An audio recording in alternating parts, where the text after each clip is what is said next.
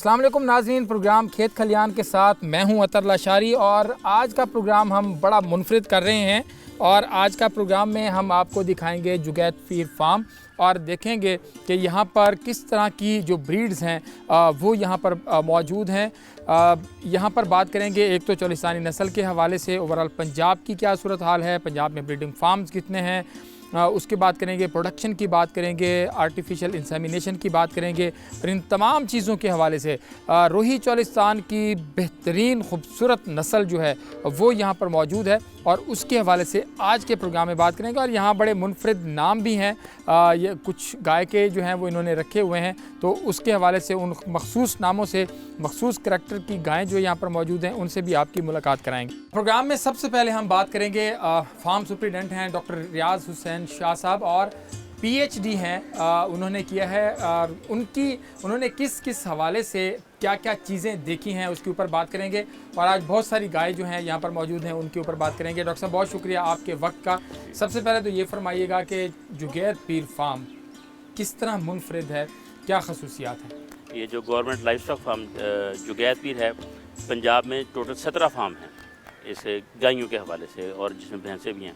ये मुनफरिद इसलिए है कि पंजाब का ये वाहद एक फार्म है जिस पे सिर्फ प्योर चोलिस्तानी नस्ल के जानवर रखे गए हैं और पंजाब में 12 नस्लें हैं गायों की, जिसमें दूध देने वाली 3 बेहतरीन नस्लें हैं, जिसमें सबसे पहले नंबर पर साहिवाल है और दूसरे नंबर पर ये चोलिस्तानी जो है ना नस्ल है। और ये गाय जो है, आपकी पीएचडी चोलिस्तानी नस्ल जी, मेरी पीएचडी भी चोलिस्तानी गायों के ऊपर, चोलिस्तानी गाय की नस्ल जो है उसके ऊपर डॉक्टर साहब ने पीएचडी की है और ये बहुत शानदार बात है। अच्छा, ये फार्म उसकी ये ब्रीडिंग के हवाले से है? जी, ये ब्रीडिंग के हवाले से है। हमारे इस फार्म का मेन जो ऑब्जेक्टिव है कि हमने इस चोलिस्तानी नस्ल के जो जानवर हैं, चूँकि ये दूसरी बेहतरीन नस्ल है पाकिस्तान की दूध देने वाली, इसके बेहतरीन नस्ल के हम बुल प्रोड्यूस करते हैं जो फार्मर्स को देते हैं, जो अपनी जानवरों की ब्रीडिंग करवा के उससे आला औसाफ के जो है जानवर वो इससे पैदा करते हैं। इन गायों की सबसे अहम खूबी ये है कि ये 13 से 15 तक बच्चे जो हैं ये देती हैं। एक गाय? अच्छा जी। और इस वक्त हमारे फार्म पे ऐसे जानवर मौजूद हैं जिन्होंने 13वां बच्चा देना है और 15 बच्चे देने वाली गाय भी जिसने 15 बच्चे दिए हैं वो हमारे फार्म पे मौजूद हैं। वो उनसे भी मुलाकात कराएंगे, उनको भी देखेंगे यकीनन। लेकिन सबसे पहले हम बात करना चाहेंगे कि सर ब्रीड के हवाले से बात करें तो प्योर ब्रीड ज़ाहिरी बात है इंतहाई अहमियत की हामिल है। चोलिस्तान की प्योर ब्रीड के जो करैक्टरिस्टिक्स हैं वो गर्मी को भी बर्दाश्त करती है, चारे की कमी को भी बर्दाश्त करती है, पानी की कमी को भी बर्दाश्त करती है। तो आपके फार्म पे हम देखते हैं कि गाय जो है इनकी सेहत भी अच्छी है। मिल्क प्रोडक्शन की अगर हम बात करें तो अच्छी से अच्छी गाय कितना दूध आपका दे देती है आपको दोनों टाइम का मिला के? जी, वो हमारी जो अच्छी गायें हैं वो 20 लीटर तक दूध जो है वो एक दिन में प्रोड्यूस करती हैं। अच्छा जी, 10 लीटर सुबह, 10 लीटर शाम का वो दूध प्रोड्यूस करती हैं। सही। और इन गायों की ये है कि ये थोड़ा खा के अच्छा प्रोड्यूस करते हैं और इनके जो करैक्टरिस्टिक्स हैं कि ढीली इनकी स्किन है, बिल्कुल सही, ठीक है जी, और बड़े डोसाइल हैं, मारने वाले ये जानवर नहीं हैं, बड़े प्यार करने वाले जानवर हैं। तो इस तरह से हम इनको जो इनके हैं दूध जो बेहतर बाहर फील्ड में जो जानवर हैं वो 2 से 4 लीटर दूध देते हैं। सही। हमने उनकी मैनेजमेंट बेहतर करके हम फार्मर्स को यहाँ पर बुलाते हैं, फार्मर डे बनाते हैं और उनको दिखाते हैं कि अगर इन्हीं गायों की अच्छी मैनेजमेंट की जाए तो इनके अंदर अल्लाह ताला ने ये पोटेंशियल, ये अहलियत रखी है कि ये 10 लीटर एक टाइम का दूध दे सकती है। बिल्कुल ठीक है। अच्छा सर, हमने देखा है इसके कलर्स के हिसाब से भी माशाल्लाह ये प्योर चोलिस्तानी का कलर है मेरे ख्याल में, इसमें ब्लैक में ब्लैकिश में भी है जी, ठीक है ना? ये चोलिस्तानी में 2 रंग हैं, एक ये मक्खी चीना ब्राउन में है और एक ब्लैक में है। सही। ये ही दोनों कलर जो हैं ये ज़्यादा पसंद किए जाते हैं। अच्छा, हमारे इस चोलिस्तान के अंदर। अच्छा, ये बताइएगा कि कितने आपने जानवर इस फार्म पे रखे हुए हैं और क्या आम लोग भी इस्तिफादा यानी यहाँ से कोई अच्छी ब्रीड्स आपसे ले सकते हैं? जी, इस वक्त हमारे पास 450 जानवर हैं प्योर चोलिस्तानी नस्ल के। सही। और उसमें जो मेल हैं उसमें गवर्नमेंट ऑफ पंजाब की जो पॉलिसी जो उसमें बछड़े हैं अच्छी नस्ल के वो हम जिंदा वज़न के हिसाब से देते हैं 250 रुपये पर केजी के हिसाब से। वो जो भी ब्रीडर्स हैं जिनके पास चोलिस्तानी नस्ल के जानवर हैं वो किसी भी वक्त जो है वो हमसे ले सकते हैं। अच्छा। तो बाकी जो उनकी जो बछड़ियाँ हैं वो हम साल में 2 दफ़ा 3 दफ़ा हम ऑक्शन करते हैं। तो उस ऑक्शन के ज़रिए वो लोग न ले सकते, जिसमें हामला जानवर भी होते हैं, दूध देने वाले जानवर भी होते हैं और जिनमें कुछ थोड़ा डिफेक्ट होता है वो जानवर भी होते हैं। लेकिन बहुत सारे लोगों ने फार्म बनाए जो यहाँ ऑक्शन से जानवर लेके जाते हैं। अच्छा। क्योंकि बाहर जो है अब प्योर नस्ल का चोलिस्तानी जानवर मिलता नहीं है, सही, मुयस्सर नहीं है वहाँ पर। तो यहाँ से जो जानवर लेके जाते हैं वो चूँकि उनकी पूरी के हिस्ट्री शीट होती है, उनका पूरा डेटा होता है, उसकी नानी से लेकर उस जानवर तक हमारे पास उसका रिकॉर्ड महफूज होता है। सही। तो इसलिए वो ले जाते हैं ताकि अच्छी नस्ल को वो अपने फार्म पर लेके जा सकें।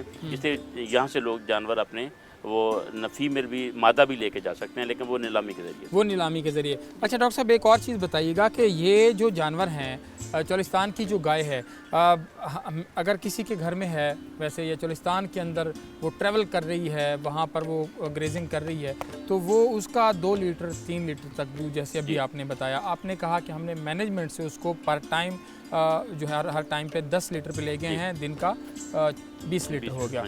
तो आपको लगता है कि इसकी मैनेजमेंट बेहतर करके दूध बढ़ाया जा सकता है, वनडे का इस्तेमाल हो सकता है, चारे का मैनेजमेंट चेंज हो सकती है? मैनेजमेंट में क्या क्या चीज़ें शामिल कर रहे हैं? मैनेजमेंट में हम ये देखते हैं कि एक जानवर उसकी जो बुनियादी ज़रूरियात हैं कि एक दिन में उसको पानी कितना चाहिए, उसको सब्ज़ चारा कितना चाहिए, और उसको ये वंडा जो है कि वो उसको कितना चाहिए। सही। जब हम उसकी वो सारी ज़रूरियत उसकी पूरी कर देते हैं, फिर उसका जितना उसके अंदर जेनेटिक्स होती है, जो उसका जीनियाती उसका है, वो उसका सारा पोटेंशियल उसका आ जाता है। उससे हम जितनी आप अच्छी मैनेजमेंट कर लेंगे उतनी आप उसकी इम्प्रूवमेंट उसकी कर सकते हैं। तो ये हम फार्मर्स को दिखाते हैं कि उन्हीं जानवरों को अगर अच्छे माहौल में अच्छी मैनेजमेंट में रखा जाए और उनकी तमाम जो जिस्मानी ज़रूरियात हैं उनको पूरा किया जाए, तो उनकी दूध की पैदावार को जो है ना 2 गुना 3 गुना किया जा सकता है। अच्छा, 2 गुना 3 गुना ये भी मुमकिन है कि उसको किया जा सकता है? जी, किया जा सकता है। अच्छा, ये आपने ये भी आपका एक्सपीरियंस है कि एक ही तरह के जानवर आपने मुख्तलिफ जगहों पे खड़े किए हों और उनके रिज़ल्ट में भी फ़र्क होता है?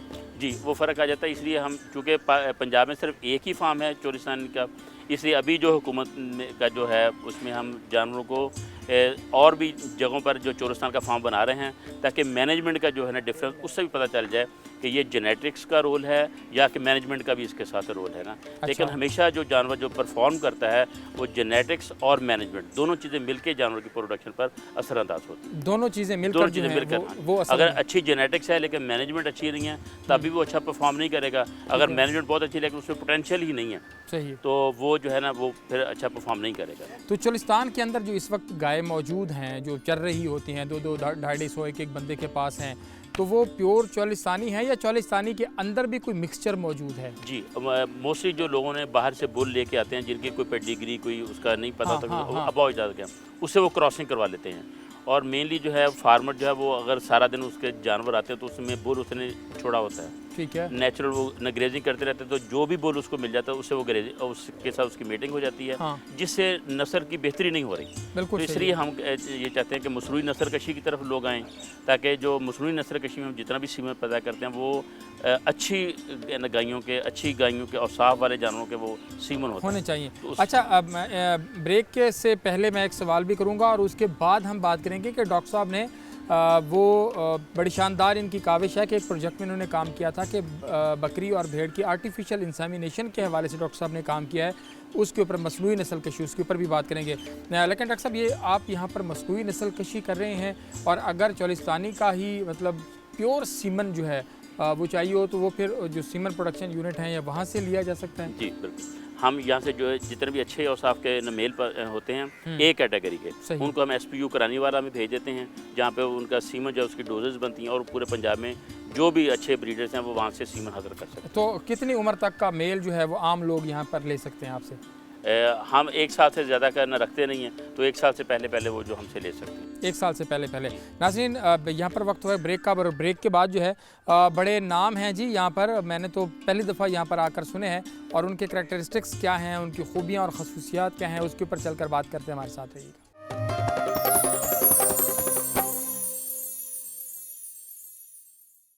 वेलकम बैक जी। अभी पहुंचे हैं कुछ और जानवर यहाँ पर मौजूद हैं। जुगैत पीर लाइफ स्टॉक फार्म जो चोलिस्तान का फार्म है, चोलिस्तानी नस्ल का हवाले से, और डॉक्टर रियाज हुसैन शाह साहब मेरे साथ इस वक्त मौजूद हैं जो इस पूरे इसको सेटअप को जो है वो चला रहे हैं। डॉक्टर साहब, सबसे पहले तो ये बताइएगा कि हम अभी डिस्कस कर रहे थे कुछ नामों के हवाले से, आपने नाम भी रखे हुए कुछ गायों के? जो हमारे ग्वाले हैं वो अक्सर जानवरों के नाम रखते हैं और जानवर भी अपने उस नाम को पहचानता है। जैसे ये आपके सामने ये नसरीन है। अच्छा, नसरीन। जी, नसरीन है ये, और ये उसकी बेटी है। वो फिर हमें पूरी वही नस्ल चलती है। ये नसरीन की नस्ल है। ये आपके साथ जो खड़ी है 4215 इसका नंबर है, ये गुलाबों की नस्ल से है। ये गुलाबो है। ये गुलाबो है, बिल्कुल ठीक है। और उसके साथ जो खड़ी है वो जीनत है।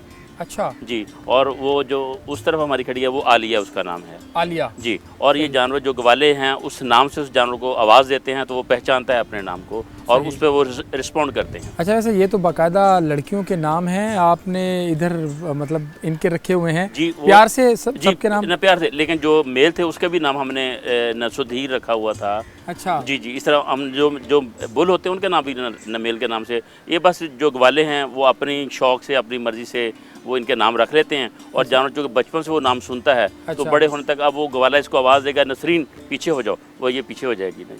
अच्छा, तो ये इस तरह से उनकी एक अफिलिएशन है ग्वाले की, जानवर के साथ अब उस नाम से मोहब्बत से उसको बुलाते हैं। अच्छा डॉक्टर साहब, अभी हम बात कर रहे थे नसरीन के हवाले से। सबसे पहले तो ये जो नसरीन है जी, जो आपको इस फ्रेम में नज़र आ रही हैं दो इकट्ठी, ये माँ और बेटी हैं। तो सर ये कितना सुआ जो हैं वो इन्होंने बच्चे दे, कितने बच्चे अब तक ये दे चुकी हैं? जो पहली है जी जो नसरीन है उसने 13 बच्चे दे दिए हैं जी। अच्छा। 2003 की पैदावार है उसकी। अच्छा। तो अब 17 साल की है, 13 बच्चे वो दे चुकी है और 14वां बच्चा इसके पेट में है।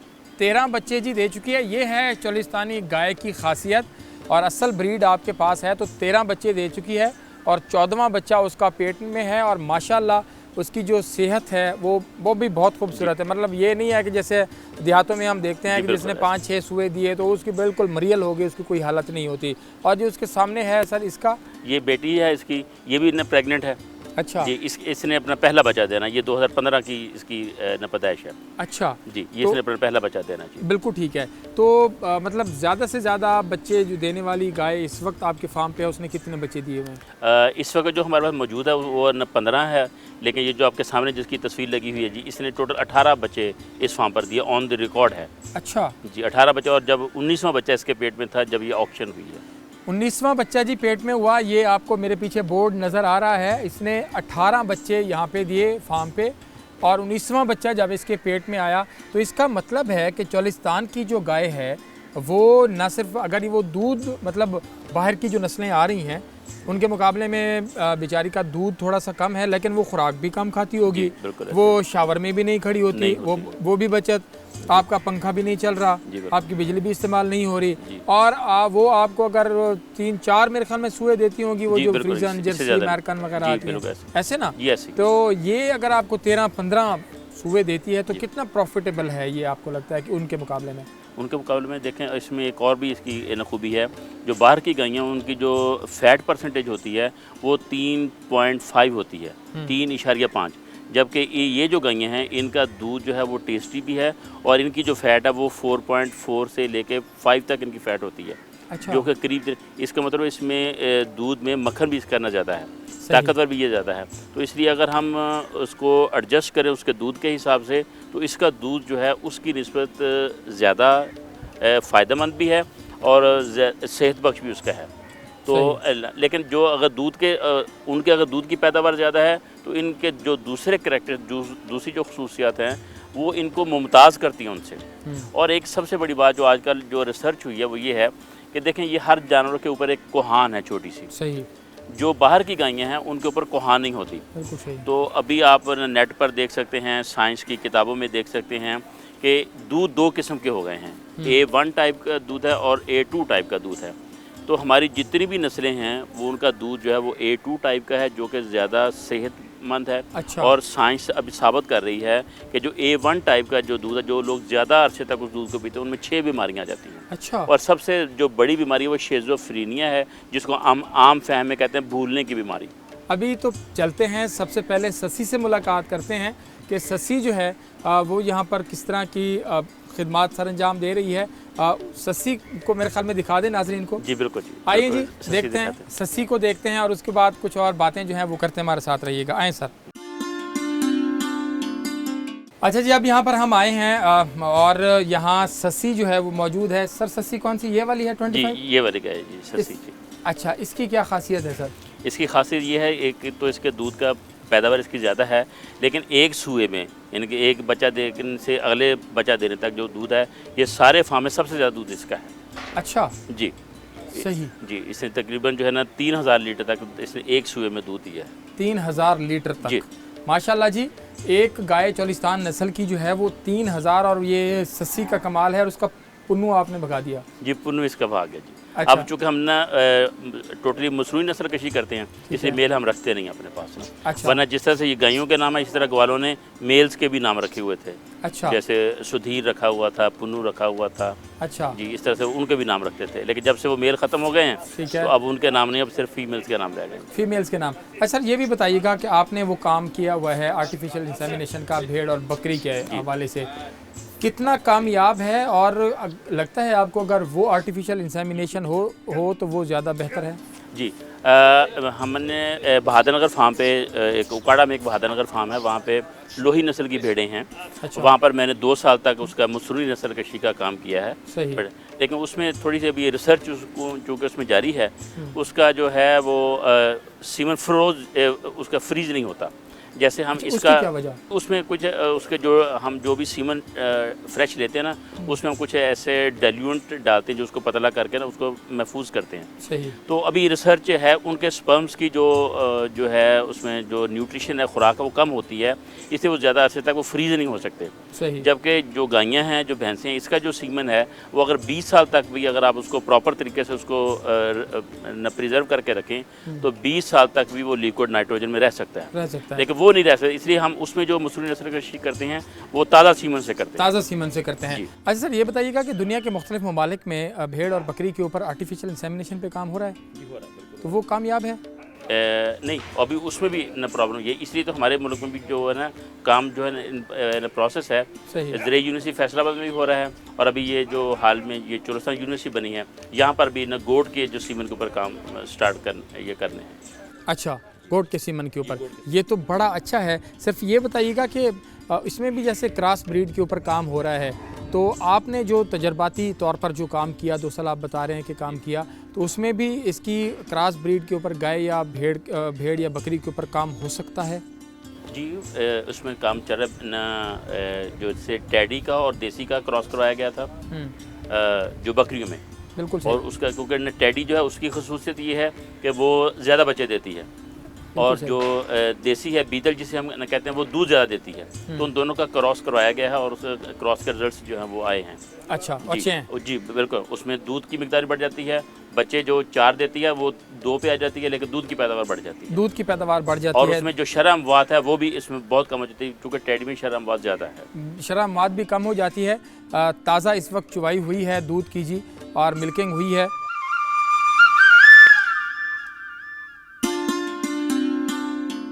खालिस दूध का अपना ही मज़ा है।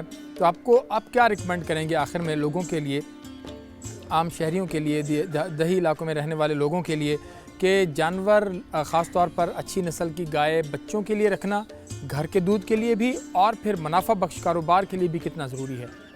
इसमें सिर्फ मैं उनको ये कहना चाहता हूँ, लोग जो है ना जानवरों का तादाद जो है ना उसको बड़ा वो तरजीह देते हैं कि मेरे पास 50 जानवर हैं, मेरे पास 100 जानवर हैं, जबकि हम ये कहते हैं कि जो अच्छी पैदावार वाले जानवर हैं उनको रखें, और जो जानवर एक मेयार से कम जो पैदावार दे रहे हैं उनको निकाल दें।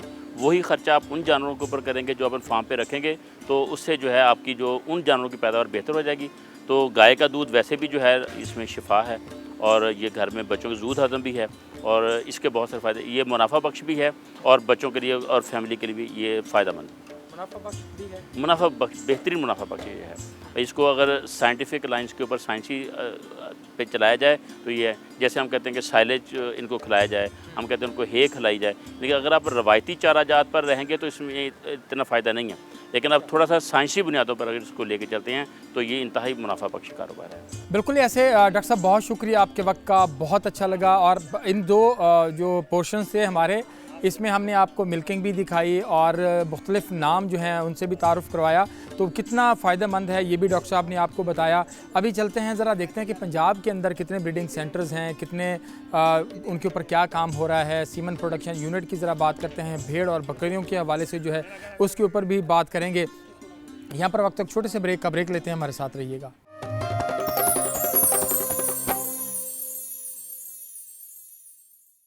वेलकम बैक जी। आज बात कर रहे हैं जुगैत पीर फार्म के हवाले से। पहले हमने आपको जुगैत पीर फार्म दिखाया, यहाँ पर जो चोलिस्तान नस्ल की खूबसूरत गाय हैं, उनकी जो ब्रीडिंग यहाँ पर हो रही है, उनकी जो नस्ल है उसको महफूज किया जा रहा है, उसके ऊपर क्या क्या काम हो रहा है उसके हवाले से हमने बात की, और फार्म की जो इंचार्ज हैं उन्होंने बड़ा डिटेल चीज़ें बताई। बहुत खूबसूरत जानवर यहाँ पर मौजूद है। अब ज़रा जुगैदपुर फार्म से निकलकर पूरे पंजाब की जो सूरत हाल है उसको जायज़ा लेते हैं। सीमेंट प्रोडक्शन यूनिट के हवाले से भी हम पहले प्रोग्राम किया, उसका भी थोड़ा सा जायज़ा लेंगे। ओवरऑल यहाँ पर ब्रीडिंग सेंटर्स की बात करें, प्रोडक्शन की बात करें, तो इस तमाम के ऊपर बात करेंगे। प्रोग्राम के इस हिस्से में मेरे साथ मौजूद हैं डॉक्टर नवीद नियाज़ी साहब, आप डायरेक्टर जनरल प्रोडक्शन पंजाब हैं। सर बहुत शुक्रिया आपके वक्त का। ये फरमाइएगा कि जिस तरह से जुगैदपीर का फार्म है, इसी तरह से साहिवाल का भी फार्म है। अभी गाय के हवाले से बात करें तो कितना काम हो रहा है पंजाब के अंदर जो हमारी इंडिजिनस ब्रीड्स हैं उनको प्रिजर्व करने के हवाले से, और उनकी प्रोडक्शन की कैपेसिटी बढ़ाने के हवाले से किस तरह से काम हो रहा है? गाय के हवाले से तो हमारे पास दो ही अपनी इंडिजिनस एस्टेब्लिश ब्रीड हैं। एक जो चोलस्तानी जिस जगह पे आप मौजूद हैं, दूसरी साहिवाल नस्ल की जो गाय होती हैं। बिल्कुल सही। तो इसको आगे चलाने के लिए एक प्रोग्राम होता है जी, PTP, प्रोजनी टेस्टिंग प्रोग्राम, सही, जिसमें हम इसको पूरा टेस्ट करते हैं कि इसकी नस्ल को, कि गाय का दूध ठीक है, उसकी मिकदार, उसकी सारे उसके जो ट्रेड्स हैं, उसकी जो खवास हैं उस नस्ल के, वो सारी चीज़ें मुख्तलिफ चीज़ों से उसकी रिकॉर्डिंग की जाती है, उसको टेस्ट किया जाता है। तो ये जो दो नस्लें हैं, इन दोनों पे प्रोजनी टेस्टिंग प्रोग्राम हमारे पंजाब के मुख्तलिफ अज़ला में चल रहा है। चोलस्तानी में भी चल रहा है, साहिवाल में चलता है। वहाँ से फिर जो अच्छे नस्ल के उस प्रोग्राम के थ्रू बुल्स निकलते हैं, मेल निकलते हैं, उनको फिर हम 3-4 प्रोसेस से एक पहले वो फार्म पे होता है या प्राइवेट फार्म पे होता है, वहाँ से कमेटी सेलेक्ट करके उसको लेके आती है CRC पे, जिसको हम काफ रेजिंग सेंटर बोलते हैं। वहाँ पे आता है, वहाँ पे वो 1 साल रहता है। उसके बाद फिर एक और एक्सपर्ट्स की टीम आती है जो उसमें से सिलेक्ट करती है बुल्स को, और फिर वहाँ से उसको सीमन प्रोडक्शन यूनिट पे ले जाया जाता है, जहाँ पे उसको ट्रेन किया जाता है, और ट्रेनिंग के बाद फिर देखा जाता है उसकी सीमन क्वालिटी को। अगेन एक एक्सपर्ट की कमेटी फिर उसको वैल्यूएट करती है कि जी इसका सीमन की क्वालिटीज़ ठीक हैं, बाकी चीज़ें ठीक हैं, तो फिर उसमें से सिलेक्ट करके तो अल्टीमेटली वो जो क्रीम बनती है, ठीक है, उसको हम अपने SPUs पे रखते हैं, या प्राइवेट SPUs जो हैं वो ले जाते हैं, और उसके फिर सीमन को आगे वो डिस्ट्रीब्यूट करते हैं फील्ड में। तो इस तरह हम ब्रीड इम्प्रूवमेंट पे हम आगे उसको काम चला रहे हैं। अच्छा सर, साहिवाल नस्ल का भी एक बहुत बड़ा नाम है। मैं कराची गया, पाकिस्तान का सबसे बड़ा एक डेयरी फार्म मैंने विज़िट किया, जमील मेमन साहब थे, उनके फार्म को हमने विज़िट किया, तो वो कह रहे थे कि मैंने अब तक जो चीज़ें देखी हैं तो सबसे बेहतरीन मुझे जो गाय मिली है, जो पोटेंशियल भी जिसमें है, जो गर्मी को भी, पानी की कमी को भी, हर चीज़ को बर्दाश्त करती है, वो चोलिस्तान नस्ल की है। हम चोलिस्तान के लोगों को देखते हैं तो वो मतलब जिस तरह की भी गाय है अभी ठीक है, चल गई, जिस तरह का भी मिक्सचर है, कितना ज़्यादा ज़रूरी है अच्छी प्रोडक्शन के लिए प्योर ब्रीड का होना? इसमें भी मुख्तलिफ लोगों की मुख्तलिफ आराएँ हैं जी। एक तो जिस तरह आपने कहा कि डेफिनेटली नस्ल तो काउंट करती है, सही, ठीक है, कि अगर मतलब गाड़ी अच्छे ब्रांड की है, अच्छा इंजन है, तो डेफिनेटली वो परफॉर्म भी बेहतर करेगी उतने ही पेट्रोल में जितने में कि कोई और किस्म की गाड़ी परफॉर्म करेगी। अगर अच्छी नस्ल की गाय है, ठीक है, तो वो खाना उसने उतना ही है जितना कि दूसरी किसी बेनस्ली किस्म की गाय ने खाना है, बट वो बेहतर उसमें दूध, तो नस्ल तो डेफिनेटली बहुत ज़्यादा इसमें रोल प्ले करती है। बट जो एक्सपर्ट्स बोलते हैं वो ये कहते हैं कि नस्ल के साथ साथ कोई 60-70% जो कंट्रीब्यूशन है वो आपके अदर फैक्टर्स जो हैं, एनवायरनमेंट है, फीडिंग है, आपकी हाउसिंग है, वो सारी कंट्रीब्यूट करती है। ये नहीं कि खाली नस्ल हो और आप उसको खाने को कुछ ना दें। बिल्कुल सही। वो सारा दिन ना उसको कोई साया मिले, ना उसको पानी मिले, तो फिर वहाँ नस्ल भी कुछ नहीं करेगी। तो हमारे फार्मर्स में नस्ल के साथ साथ ये जो अवेयरनेस है जानवर को रखने की, वो बहुत ज़रूरी है कि ये इसको रखना कैसे, इसको फीड कैसे करना है। क्योंकि कुछ एक्सपर्ट जब बाहर से आते हैं उनसे हम जब डिस्कस करते हैं तो ये भी कहते हैं कि क्या आपने अपनी जो नस्ल है यहाँ पे मौजूद, उसका पूरा पोटेंशियल ये सारी चीज़ें दे के, लाइक आपने उनको अच्छा हाउसिंग दे के, आपने अच्छी फीडिंग दे के चेक कर लिया कि उसका पोटेंशियल है कितना। बिल्कुल सही। तो वो हमारे एनिमल्स में वो भी अभी इश्यूज़ हैं कि वो हमारे पास, हमने उसका पूरा पोटेंशियल एक्सप्लॉइट ही नहीं किया कि इसमें है कितना। सही, ठीक है। तो अल्हम्दुलिल्लाह जिस तरह आपने पहले कहा कि वो जब जमील मेमन साहब ने जिस तरह कहा, तो हमारी ये जो चोलस्तानी है दी बेस्ट है। और कुछ लोग तो कहते हैं कि पूरी जितनी भी दुनिया की है ये गाय हैं, उसके ये एंसेस्टर हैं, सही, यहीं से आगे चली हैं। बिल्कुल सही, ठीक है। लेकिन उस पर हम काम कर रहे हैं, महकमा काम कर रहा है, प्राइवेट ब्रीडर्स काम कर रहे हैं। तो इंशाल्लाह फ्यूचर में ये ख़ास तौर पर चोलस्तानी, क्योंकि इसका आपने देखा होगा कि इसके दूध भी एज़ कम्पेयर टू जो हम बाहर से आती हैं बहुत बेहतर होता है। अच्छा सर, ये ज़रा गाय भी अपने नाज़रीन को दिखाते हैं। अच्छा सर, ये भी फरमाइएगा, जैसे आपने बात की कि ये शुरू में अव्वलीन है, यहाँ से फिर बाकी की नस्लें जो हैं वो चीज़ें चली हैं, तो हम देखते हैं कि बाहर से जो गाय आ रही है उसका किसी का 45 लीटर है, 50 लीटर है, 24 घंटे की अगर हम बात करें 60 लीटर तक भी यहाँ ले रहे हैं। तो आपको लगता है कि इनके ऊपर अगर काम होए, क्योंकि 40 मेरे घर में अगर चौलिस्तानी गाय है तो वो तो 2-3-4 किलो से ज़्यादा टाइम पे देने वाली नहीं है, ठीक है। तो आपको लगता है कि इनके ऊपर अगर काम हो और कोई आप काम कर रहे हैं कि इनकी भी प्रोडक्शन का लेवल जो है वो बेहतर हो जाए? देखिए, प्रोडक्शन हमारे यहाँ पे जो कुछ चीज़ें वो हैं जिसको ना हम अपनी रवायात के अमीन पता नहीं उसको बोलते हैं क्या, कि हमने कहा जी जो जानवर हमारे पास खड़ा है हमने इसको ख़त्म नहीं करना, जैसा भी हमने रखना है। अब हमारा इशू ये पाकिस्तान का पूरे का पंजाब का यही है कि हम जो है उसको हम लफ्ज़ टेक्निकली बोलते हैं कलिंग, सही, कि जो आप समझते हैं कि इकोनॉमिकली वायबल नहीं है उसको ख़त्म कर दें। बिल्कुल सही। हम उसको ख़त्म नहीं करते। जो जिनकी आप बात करें उन्होंने यही कलिंग और सिलेक्शन के थ्रू इम्प्रूवमेंट किए कि जो अच्छी है उसको आगे लेके चलते रहें, जो बुरी है उसको देखिए। अब हमारे अगर आप देखेंगे ना तो जो मेजॉरिटी एनिमल्स हैं वो हैं जो इकोनॉमिकली वायबल नहीं है, बट जो रिसोर्सेज हम दे रहे हैं, मैं और आप जो बात कर रहे हैं सारी डेवलपमेंट की, जितना आपका मीडिया का आज का खर्चा आएगा, मेरा सब, अब उसमें से जो पोर्शन मेजर है वो तो उस पर लग जाएगा ना, वो जो 70% 60% जो अनइकोनॉमिकल है। बिल्कुल सही। गवर्नमेंट जितना जोर लगा रही है, ठीक है, ब्रीड इम्प्रूवमेंट पे, राशन पे, वंडा अच्छा दे रही है, फॉडर पे जोर लगा रही है, बट वो सारा का सारा उसमें से मेजर चंक जो है वो तो वही अच्छा सर, एक और मेन चीज़ जो है वो अब हमने पिछले 6-7 माह के अंदर देखा कि जो कोरोना की वबा आई और जितने भी कारोबार थे वो लैप्स हुए, लोग परेशान हुए, बिजनेसमैन जो है वो बड़े परेशान हुए और बड़ी बुरी हालात लोगों के हुए। लेकिन 2 सेक्टर थे जिन्होंने मुल्क को जो है वो आगे ले जाने में बड़ा अहम किरदार अदा किया। एक हमारा एग्रीकल्चर था और एक हमारा लाइफ स्टॉक था। मतलब हर चीज़ हमें बैठती हुई दिखाई दे रही थी सिवाय इन 2 शोबाजात के। तो आपको लगता है कि इनको अगर मज़ीद डेवलप किया जाए तो ये किसी भी तरह के हालात में मुल्क के लिए और हमारे काश्तकार के लिए बेहतर? देखें, आपने खुद ही एक बात कर दी कि इन कोरोना के हालात में ना तो देखें दूध बंद हुआ है, ठीक है, ना अंडा बंद हुआ है, ना गोश्त बंद हुआ है, सारा एज सच। और वो मतलब जिस तरह वो एक्सपर्ट भी कहते थे कि बंदे के अंदर अपने इम्यूनिटी के लिए उसके अंदर जान होनी चाहिए, उसको खुराक बेहतर नहीं चाहिए। तो ये हमारा अल्हम्दुलिल्लाह लाइफ स्टॉक और एग्रीकल्चर सेक्टर ने वो सारी कमी पूरी की है। और फिर हम हैं भी एग्रीकल्चर कंट्री, तो इस पर हम जितना ज़्यादा काम करेंगे शायद वो कुछ लोग कहते हैं कि जी जो फूड बास्केट है दुनिया के लिए वो ये है। बिल्कुल ऐसे ही है। तो आप अपने एग्रीकल्चर में देख लें, आप अपने लाइफ स्टॉक में देख लें, ठीक है, कि कितना अल्हम्दुलिल्लाह अल्लाह ताला ने हमें कितना कुछ दिया हुआ है। तो उसमें जैसे मैंने पहले कहा कि गवर्नमेंट भी काम कर रही है, प्राइवेट ब्रीडर जैसे आप मेमन साहब की बात कर रहे हैं, पंजाब में बड़े लोग हैं जो शौकीन है और जो इस पर बड़ा काम कर रहे हैं। तो अल्हम्दुलिल्लाह मैं तो मुझे बहुत ज़्यादा उम्मीद है कि with in next few years ये काफ़ी ज़्यादा इसमें बेहतरी आएगी, काफ़ी ज़्यादा यकीनन जो है जी आनी भी चाहिए। और अभी हम जुगैत पीर फार्म के पे मौजूद हैं और ये आपको बड़ी खूबसूरत चौलिस्तानी गाय जो हैं वो मुख्तलिफ़ कलर्स में जो हैं वो चौलिस्तान का एक इंडिजिनस अपने कलर्स हैं और अपनी एक खूबसूरती है, उसके ऊपर बात कर रहे हैं। और अब ब्रेक का वक्त हुआ और ब्रेक के बाद बात करेंगे बकरियां और भेड़ें, उनके ऊपर और उनकी जो आर्टिफिशियल मसनूई नस्ल कशी है उसके हवाले से बात करेंगे। और फिर नीली और रावी के हवाले से भी ख़ास तौर पर आज हम उसके ऊपर भी बात करेंगे। यहाँ वक्त तो एक छोटे से ब्रेक का ब्रेक लेते हैं, हमारे साथ रहिए।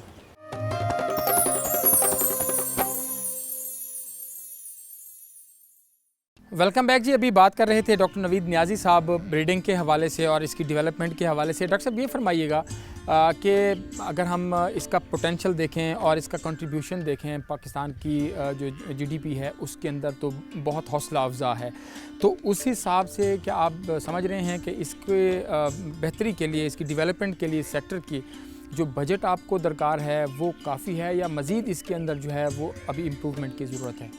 देखिए जी, अगर बजट की बात है तो बजट में तो क्योंकि पूरे फाइनेंशियल जो सिस्टम है पूरी दुनिया का ही वो पूरा का पूरा इस वक्त डिक्लाइन की तरफ है ना।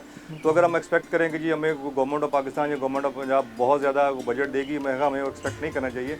हमें विद इन रिसोर्सेज रह के ही काम करना चाहिए। तो उसमें विद इन रिसोर्सेज हम जितना कर सकते हैं वो हम कर रहे हैं। जैसे अभी आपने बात की थी कि जी हम इस पर भेड़ बकरी पे बात करेंगे, ठीक है, तो अल्हम्दुलिल्लाह मतलब ये जो साउथ का इलाका हमारा है, ये एक एक ज़िले की अगर आप उठा के देखें सेंसस तो एक एक ज़िले में लाखों के हिसाब से भेड़ बकरी हैं, ठीक है।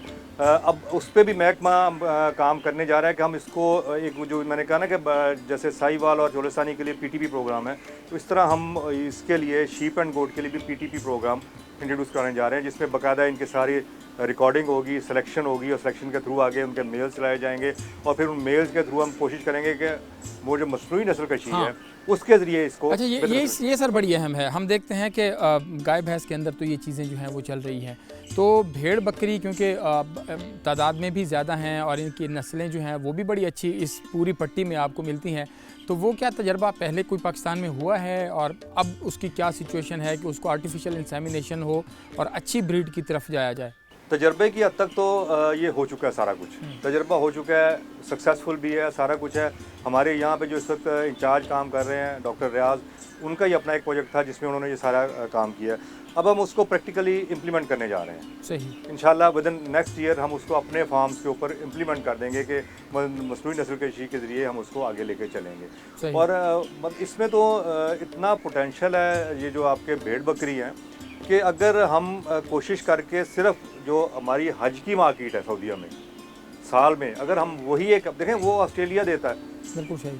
अब ऑस्ट्रेलिया को अंदर से चल के और अपने समुंदर तक पहुंचने के लिए जितने दिन चाहिए उससे कम दिनों में हम यहाँ से सऊदीया पहुंच जाते हैं, सी क्रॉस किए होते चले गए। और इतनी बड़ी हज के ऊपर आप देखें कितने लाखों बड़ी मार्केट कितनी मार्केट है। हाँ। क्या तो हम इस पर कोशिश कर रहे हैं कि इसको भी बेहतर थोड़ा सा किया, जैसे मैंने कहा कि हम उसको मसनूई नस्ल के जरिए और पीटीपी प्रोग्राम में एंटर करके हम उसको सिलेक्शन के ज़रिए उसको बेहतर करेंगे और बेहतर करके इंशाल्लाह उसको उसमें जो गोश्त की पैदावार है उसको हम बढ़ाने की। अच्छा सर, एक चीज़ और देखी मैं पाकिस्तान के मुख्तलिफ फार्म्स मैंने विज़िट किए हैं। डच भी यहाँ पर मौजूद हैं, जर्सी भी मौजूद हैं, फ्रिजन भी मौजूद हैं, अमेरिकन भी यहाँ पर मौजूद हैं, अगर हम गाय के हवाले से बात करते हैं तो आपको लगता है कि ये जो तजर्बात हो रहे हैं, क्रॉस ब्रीड हो रही है, चोलिस्तान के साथ भी हो रही है, साहिवाल के साथ भी हो रही है, लोग मिक्सचर कर रहे हैं, उसको कैसे देखते हैं? और दूसरा, आप क्या समझते हैं कि कौन सी जो क्रॉस ब्रीड है वो सबसे ज़्यादा हमारे इस खित्ते के लिए बेहतर है? देखिए जी, ये दोनों ही चीज़ें हैं। मतलब मेरे हिसाब में एक लॉन्ग टर्म प्रोग्राम है, एक शॉर्ट टर्म प्रोग्राम है। लॉन्ग टर्म प्रोग्राम में तो हम जिस तरह अपनी ब्रीड्स पे काम कर रहे हैं, ब्रीड डेवलपमेंट पे जिस तरह काम कर रहे हैं, चोलिस्तानी पे, साहिवाल पे, अगर हम कॉक आएँ और बफलो में जो है वो नीली रावी पे, तो वो हमें करना चाहिए। जो इम्पोर्टेड गाय आ रही हैं, नो डाउट आपने जैसे कहा कि मिल्क प्रोडक्शन उनकी बहुत अच्छी है, सारी चीज़ें, बट हमें देखना पड़ेगा कि सिर्फ आप एक प्रोडक्शन की बेस के ऊपर आप नहीं किसी चीज़ पर रिलाई कर सकते। बिल्कुल सही है। ठीक है, हमारी लोकल क्लाइमेट में, लोकल माहौल में उसको अडॉप्ट करना कितना मुश्किल है ये सब लोग जानते हैं। अब ये इस तरह धूप में खड़ी है, वो खड़ी नहीं रह सकती। बिल्कुल ऐसे। ठीक है, अभी आज आपने एक गाय देखी कि जी वो उसका 13वीं लैक्टेशन यानी 13वां सूआ है, ठीक है, और अच्छी प्रोडक्शन दे रही है। वेरा शायद वो जब आती हैं तो वो तीसरा होता है और चौथा पे वो नहीं होता। सही, वो 3 में पूरा कर देती हैं। बिल्कुल सही। ठीक है, फिर उनके जो और चीज़ें चल रही हैं, तो इसलिए क्रॉस अगर हमने करवाना भी है तो वो as a short term cross होएगा। हाँ। ताकि अच्छा, एक चीज़ मैंने जो मेरे मुशाहदे में आई वो ये भी है कि अगर मतलब बाहर की ब्रीड्स हैं जो यहाँ पर ख़ास तौर पर गर्मी बर्दाश्त नहीं कर सकती, तो उसके लिए भी हमारी चोलिस्तानी नस्ल की गाय जो है वो जो क्रॉस हो रहा होता है, तो उसकी मुदाफ़ियत में और गर्मी की शिद्दत को बर्दाश्त करने में वो उसके जो चीज़ें हैं वो मुआवनत कर रही होती हैं। क्योंकि इस पर प्राइवेट ब्रीडर्स ने काम किया और प्राइवेट ब्रीडर्स का ये ख्याल है कि चोलिस्तानी का जो क्रॉस है वो बेहतर परफॉर्म करता है। आप किसी भी एक्जॉटिक के साथ जब करते हैं तो चोलिस्तानी का क्रॉस जो है वो बेहतर परफॉर्म करता है एज़ कम्पेयर टू साहिवाल के। सही, ये बेहतर। अच्छा सर, एक और चीज़, जिस तरह इनके फार्म्स बने हुए हैं, अगर हम बात करें लायलपुरी बकरे जिसे कहते हैं, राजनपुरी बकरे हो गए, हमारे यहाँ बीतल हो गई, हमारे यहाँ मक्खी चीनी हो गई, ये हो गए, और इसी तरह भेड़ के अंदर कोई जो मुख्तलिफ हैं उनके भी कोई ब्रीडिंग सेंटर्स जो हैं? जी हमारे पास हैं जी, हमारा लिया में रख खैरे वाला रिसर्च एंड डेवलपमेंट सेंटर है। सही, ठीक है, वहाँ पे सिर्फ यही है। उसमें अब नाची ब्रीड है, आपकी डेरा दीनपरा ब्रीड है, वहाँ पे है थली ब्रीड वहाँ पे है भेड़ की, तो वहाँ पे है। फिर आपके यहाँ पे भी मौजूद है भेड़ें। सही, ठीक है, हमारा अलादाद फार्म है खानेवाल में, वहाँ पे भी ये आपका बीतल मौजूद है। ठीक है, भेड़ की मौजूद है। हमारे जो बखर में 4 फार्म है, वहाँ पे 3 फार्म के अंदर जो है वो थली की जो है उस इलाके की जो ब्रीड है खुशाब में हमारा फार्म है, वहाँ पे कजली अवेलेबल है, तो उस पर भी हम साथ साथ बिल्कुल डेफिनेटली हम काम करें। जैसे मैंने कहा ना कि हम उस पर उसकी डेवलपमेंट पे, उसकी बेहतर प्रोडक्शन के ऊपर हम काम कर रहे हैं। आखिर में ये पूछना चाहूँगा कि दुनिया के अंदर जितनी इंडिजिनस ब्रीड्स के ऊपर काम हो रहा है, पाकिस्तान में आप यहाँ पर पंजाब में कर रहे हैं, तो कोई इस तरह का क्यों म्यूचुअल एक्सपोजर भी होता है कि आप या आपके जो माहिरीन हैं वो दुनिया के दीगर ममालिक में जा रहे हों, या माहिरीन की टीमें बाहर से यहाँ पर आ रही हों, और मिल्क के ऊपर हम देख रहे होते हैं कि एग्रीकल्चर की बात करें तो कॉटन पे मुख्तलिफ उसके ऊपर जो है वो दुनिया के मुख्तलिफ ममालिक काम कर रहे होते हैं। हमारे यहाँ आम के ऊपर भी ऑस्ट्रेलिया और पाकिस्तान मिलकर जो है वो काम कर रहे हैं। तो किसी मुल्क के साथ कोई इस तरह का भी आपका वो सूरत हाल है? जी बिल्कुल है जी, मुख्तलिफ ममालिक के साथ हमारा नीली रावी के साथ भी कोऑपरेट के हिसाब से भी है, चाइना के साथ भी है, ब्राज़ील के साथ भी है, मुख्तलिफ ममालिक के साथ, इटली के साथ है, ठीक है। और इसी तरह जो हमारा साहिवाल है उसका भी हमारा जो मुख्तलिफ ममालिक के साथ जो है वो राब्ता है, और उनके साथ मिल के कोलैबोरेटिव रिसर्च पे जो है वो काम हो रहा है। अच्छा सर, नीली और रावी के ऊपर मैं आखिर में पूछना चाहूँगा कि उसकी यहाँ पर क्या सिचुएशन है। हमारे यहाँ तो भैंस यहाँ पर रखी जाती है, लेकिन बहुत कम लोगों को अंदाज़ा होता है कि उनके पास कौन सी ब्रीड इस वक्त मौजूद है, और वो भी वही स्ट्रक्चर होता है, अच्छा जी बस घर का 2-3 किलो का लीटर आ जाए सुबह का और 2-3 का शाम का आ जाए, और उसके ऊपर भी ख़ास तौर पर लोगों को आपको लगता है कि आगाही देने की ज़रूरत है कि उसको भी चीज़ें मज़ीद बेहतरी की तरफ जाएँ। जो नीली रावी भैंस है ना, ये हमारे ऊपर हमारे यहाँ पे मौजूद है। मेरा ख्याल है कि हमारा जो फ्यूचर है, ठीक है, शायद वो भैंस ही है। सही, अच्छा, ठीक है, क्योंकि उसमें हमारा कोई कंपटीटर नहीं है।